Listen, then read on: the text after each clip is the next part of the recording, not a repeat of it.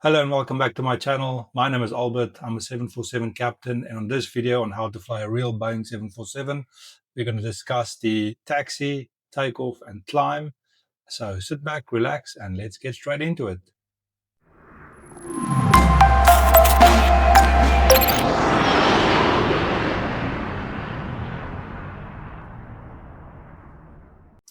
Okay, so here we are in Anchorage in the 747-8. We are parked on taxiway Echo. Let me just show you here on the chart. So we are parked somewhere here on Echo. Let's say, for example, we're going to get a taxi clearance Echo Golf Kilo. It'll be like that. Okay, so before we start taxiing, what we're going to do is we're going to make sure that it's clear to the left and it is clear to the right. Look all the way back, make sure we can see the wingtip, that there's no obstructions, and then we can start the taxiing. Then during the taxi, there's three things we're going to do. First thing we're going to do is the flight control check. Pilot flying will select weather on his side. That's the second thing. Pilot monitoring terrain on his side. And the third thing is we're going to do the before takeoff checklist. All right, so we've got the lights on and ready to taxi. But just before we get going, let me just quickly show you how we do the flight control checks. On the display select panel, we select flight controls. I'll zoom in there. Okay, move the ailerons all the way to the left, all the way to the right. Same with the elevators, for full scale deflection there. And then same with the rudders.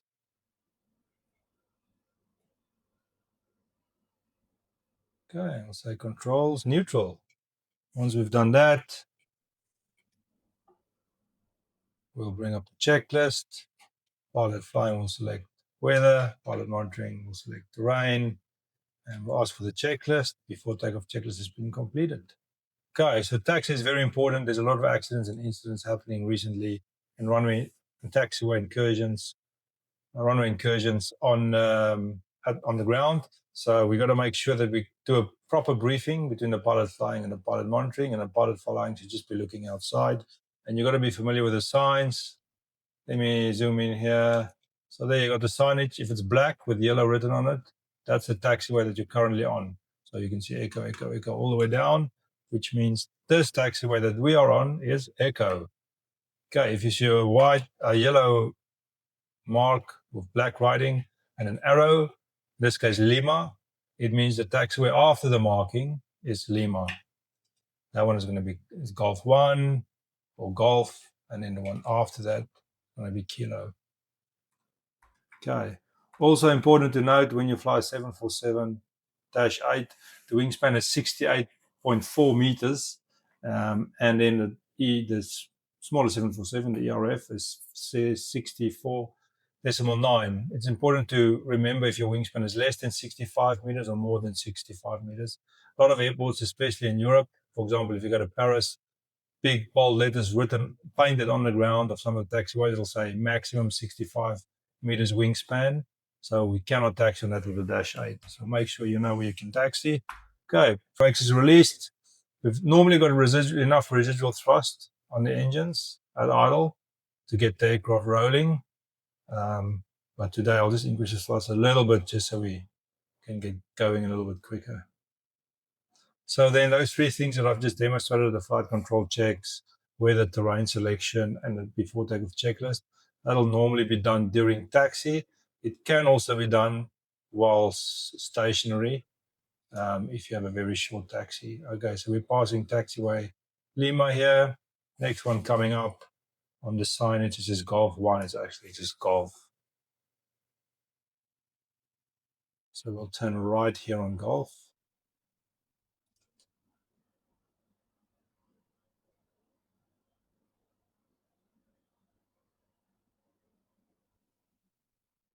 And then first right again, Kilo. When we get cleared for the takeoff, quick gross error check I do is I'll just make sure that the flap selection is correct. In this case, we've got flaps 20. The memo messages, we don't want to see packs off there because we want all the packs to be on for this takeoff. And then on the nav display there, we'll make sure we have GPS updating. Then before we line up on the runway, make sure that the stop bars is also gone. And then we can do the good old mnemonic that we use in GA, light camera action. So we turn on all the lights. Strobe light, camera's transponder. In this case, it's TARA already. And action is the checklist, which has already been done. Okay, so now we're going to line up on the runway. We're going to line up in the middle of the runway, in the center, facing straight down. We're going to initially increase the thrust setting to 45% N1. Make sure they're stable at 45% N1 in the engine. Then we're going to select the takeoff, push the takeoff button or buttons, both at the same time. That's the best way to do it. And then somewhere between 65 and 80 knots, you'll see on the FMA, we're going to get a hold, which means the servos will not be moving the thrust levers anymore.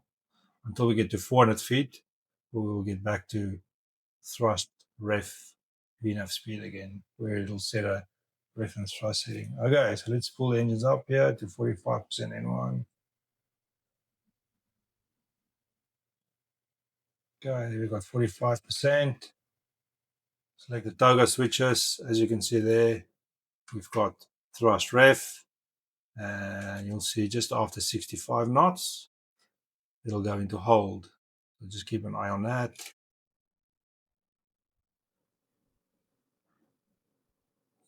Passing 65 knots. There we go, hold. So servo is not controlling the oil throttles anymore. 80 knots, we'll do a cross check, make sure we don't have unreliable airspeed. And then we'll call out V1 and rotate.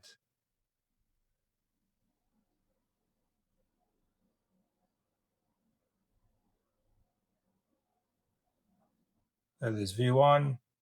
We'll typically reject the takeoff below 80 knots for any ICAS message. There's rotate. Above 80 knots, we'll only reject the takeoff for engine fire, engine failure, wind shear, or if we're unable to control the aircraft anymore. Okay, positive rate. So we call positive rate. Gear goes up. LNAV.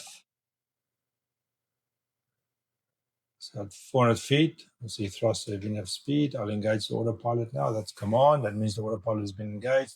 Thrust VNAV speed. Now we are turning. If you look at the SID, we are turning on heading 301 now. We normally make sure that we have the heading that we're flying at selected. Okay, now we should only be accelerating at 2,500 feet, if you can remember correctly. That's our acceleration altitude that we load into the FMC. Pilot flying will now go back to the climb page. If you look here on the climb page, you'll see it'll show up soon. The aircraft is actually starting to accelerate now. It's incorrect. It should accelerate at 2,500 feet.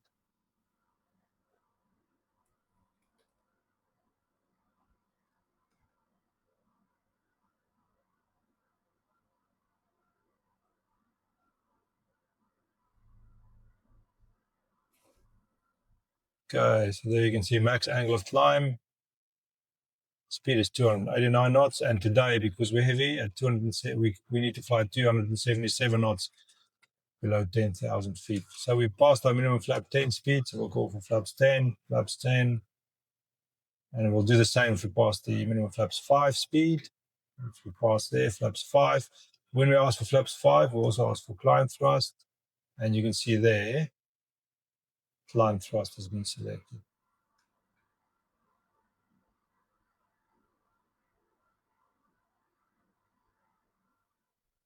Then I adjust my scale to 80 miles range. 80 miles range is normally like a nice optimum scale for weather avoidance. Flaps 1, call for flaps 1. And above the flaps up, speed will call for flaps up.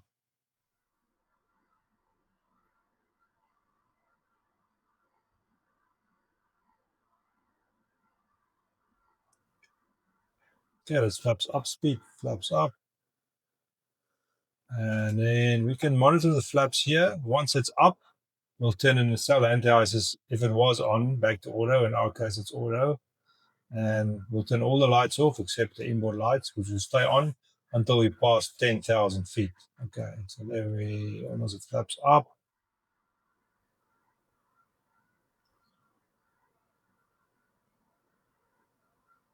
That's flaps up. All the lights goes off.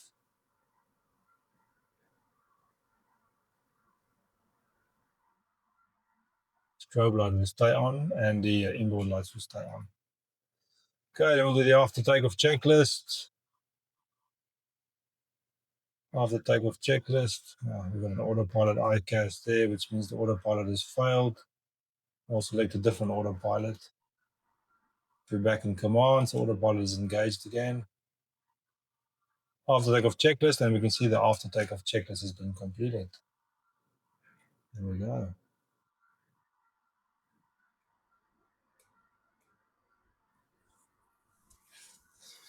Okay, so then we'll just wait until we've passed 10,000 feet. After we've passed 10,000 feet, we'll turn all the lights off, and then we can also turn the seatbelt signs to auto. So notice we've leveled off now at 4,000 feet. We've gone to VNAV out. Then we're going to ask for further climb. Air traffic control is probably going to give us flight level 320 now. We'll set 320 on NCP. Push the altitude select button. We'll get thrust to a VNAV speed. And now we'll be climbing to flight level 320. And you'll see you'll get an amazing rate of climb in the 747-8. This thing is an absolute beast.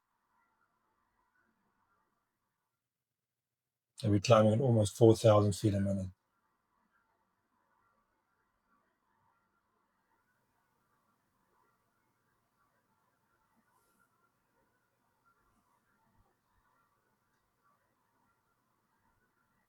Okay, just fast forward a bit now. So we're approaching 10,000 feet. Some stage we're going to get direct on the next waypoint. Let me zoom in.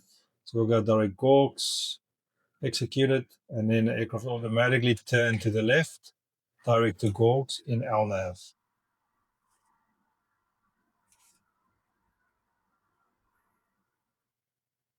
Okay, passing 10,000 feet, all the lights can go off.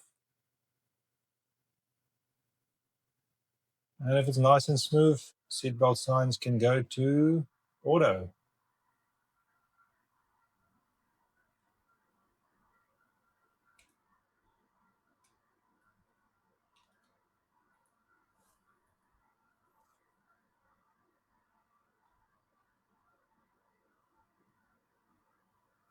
Pre-select our heading on the expected heading that we're going to turn out on to fly direct to Gawks. Gawks is going to be the beginning of the arrival into Miami. Above 10,000 feet now, if you look at the FMC, now we are now starting to 356 knots, and eventually we're going to transition to Mach decimal 84. If the indicator airspeed is too close to overspeed and there's turbulent conditions, you can change it. We can, for example, we can select 345 knots to 0.84. It's a good idea in Anchorage when you fly over the mountains to do that. You'll see now it's going to target 345 knots. Again, the autopilot disconnected. Just a glitch here in the sim. I'll reselect it, and we've got command. Okay, let's look at a few modes in the climb. So if you select the speed, you open the speed window, and you can bring back the speed or change the speed to anything you like. Let's say 320 knots. Then the aircraft will go back to 320 knots, or you can increase it again to, let's say, 340 knots. Aircraft will fly 340 knots. If you close it, then it will fly the FMC selected speed, in this case, 345 knots. VNAV speed is what we call speed on elevator. So it'll adjust the pitch of the aircraft to maintain the speed. So your rate of climb can vary. Same with flight level change. If we select flight level change, it'll open the speed window. You'll get thrust flight level change speed. And again, then you can change the speed as you like. Speed 20 knots. You'll see the rate of climb will increase. Again, this is a speed on elevator mode. And flight level change, the window will always be open, you can't close it. If you go back to VNAV, it starts VNAV speed, it'll close the speed window and it'll fly the VNAV commanded speed of 345 knots. VS, if you select VS, you can change your vertical speed. If there's traffic above and you want to avoid a TARA, you can, for example, select 1,000 feet a minute or less. So you get speeds, veers in the modes. This is now speed on the auto throttle. So your vertical speed will make constant. And if you change the speed, you'll see the thrust will come back to maintain your speed. Let's go back to VNAV speed. There's VNAV speed again. Thrust ref, VNAV speed. So now we'll go back to FMC commanded speed of 345 knots, climbing to flight level 320.